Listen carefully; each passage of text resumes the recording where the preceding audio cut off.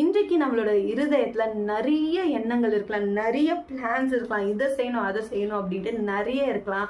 ஆனா தெரிஞ்சுக்க வேண்டிய காரியம் என்னன்னா, அது எண்ட் ஆஃப் த டே தேவனுடைய திட்டமே, கர்த்தருடைய என்ன சொல்றது, கர்த்தருடைய கவுன்சில், கர்த்தருடைய யோசனையே நம்மளோட வாழ்க்கையில நிலை நிற்கும் அப்படின்றத ஞாபகம் வச்சுக்கோங்க. இன்னைக்கு நம்ம என்ன வேணா பிளான் பண்ணலாம், நம்மளோட யோசனைகளுக்கு இது சரி அப்படின்னு படலாம்.